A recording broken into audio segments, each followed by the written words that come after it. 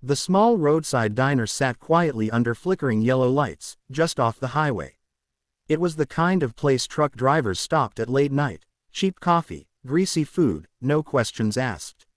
Inside, the smell of frying oil and old linoleum filled the air. At exactly 9:17 p.m., a woman stepped through the door. Her coat was thin, her shoes were worn, her shoulders were tense, like someone carrying more weight than just hunger. Her name was Hannah. She paused near the entrance, clutching a small backpack tightly to her chest. Inside it were 2 empty lunch boxes, one blue, one pink. She took a deep breath and walked toward the counter. Behind it stood Greg, the night manager. Broad-shouldered, impatient, a man who treated authority like a weapon. He glanced at her once and immediately frowned. "We're closing soon," he said flatly. Hannah nodded quickly. I know. I'm sorry. I just wanted to ask something." Greg sighed loudly. "If you don't have money, we don't serve."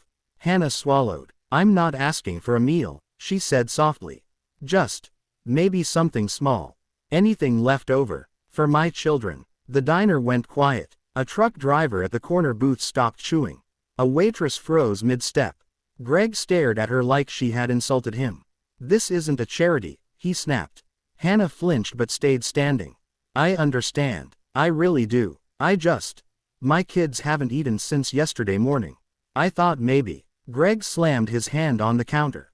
"I said no." The sound echoed. Hannah's hands trembled. "Please," she whispered. "I'll take bread, fries, anything." That was when Greg stepped around the counter. "Too close. Too aggressive. Get out," he barked. "Before I call the police." Tears welled in Hannah's eyes, but she didn't raise her voice. "I'm not stealing. I'm just asking." Greg grabbed her arm. Hard. Gasps filled the diner. "I told you to leave." Hannah cried out, stumbling backward. The backpack slipped from her shoulder, spilling the lunch boxes onto the floor. The blue one popped open. Empty. The pink one followed. Empty. For a split second, Greg froze. Then his face hardened. "Pathetic," he muttered, shoving her toward the door.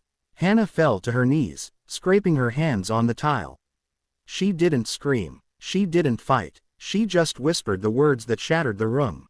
"Please, my kids are waiting." Outside the diner, engines rumbled. Deep, low, unmistakable. 6 motorcycles sat parked near the entrance. 6 riders. Leather jackets. Weathered faces. Quiet eyes that missed nothing.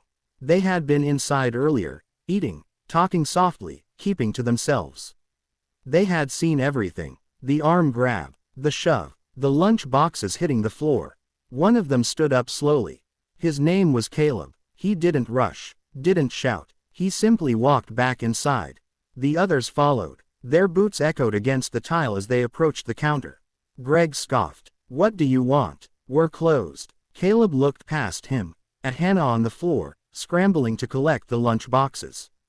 Her hands were shaking. Caleb spoke calmly. "You touched her." Greg laughed nervously. "She was causing trouble." Caleb turned to the waitress. "Did she?" The waitress shook her head, eyes wide.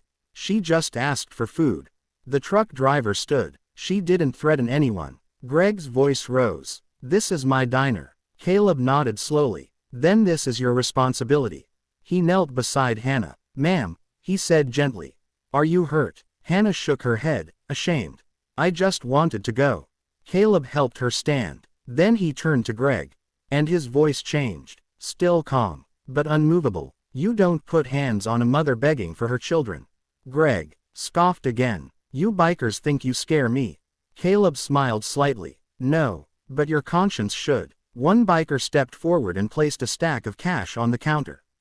"Food. For her kids. Now." Greg shoved the money away. "Get out." That's when the diner doors opened again. 2 police officers stepped inside, called by someone who actually cared. They took one look at the scene. Hannah's scraped hands. Greg's flushed face. 6 bikers standing silently. One officer asked gently, "Ma'am, what happened?" Hannah hesitated. Caleb spoke instead. "She asked for food. He assaulted her." The waitress nodded immediately. "I saw it." The truck driver raised his hand. "Me too." Greg backed away. "This is ridiculous." The officer turned to him. "Sir, put your hands where I can see them." Greg's authority vanished in seconds. Outside, under flashing lights, Hannah sat wrapped in a blanket. One officer cleaned her scraped hands. "Where are your kids?" he asked gently. "At home," she said quietly. "They're 5 and 7. I told them I'd be back soon." Caleb stood nearby. "Do you have food at home?" She shook her head. "Just water." The bikers exchanged looks. Without a word, they moved. Within minutes, bags of groceries appeared. Warm meals were packed. Juice boxes, fruit, bread, soup. Caleb handed her the bags. "This is for tonight, and tomorrow." Hannah's lips trembled. "I don't know how to repay you." Caleb shook his head. "You already did. You didn't give up on your kids." The officer returned, showing Hannah her phone. "Your children called twice." She gasped and called back immediately. "Mommy's coming," she whispered. "I have food." She looked at the bikers again. "Thank you. All of you." One of them spoke softly. "We had moms too." The next morning, the diner was closed. A notice hung on the door. "Management under investigation." Greg was fired that same day. Charges followed. But that wasn't the real ending. 3 days later, Hannah opened her door to find groceries again. And again the week after. The bikers didn't ask for praise. Didn't post videos. Didn't seek attention. They just showed up. Months later, Hannah found work. Her kids returned to school with full lunches. And every time they passed that diner, her son would ask, "Mom, were those the heroes?" She would smile. "Yes, but not because they were bikers." "Why then?" "Because they saw someone hurting, and they stood up." She didn't ask for money. She didn't ask for sympathy. She asked for food, for her children. And when cruelty showed itself, humanity answered louder. Sometimes heroes don't wear uniforms. Sometimes they ride in quietly. And leave lives changed forever.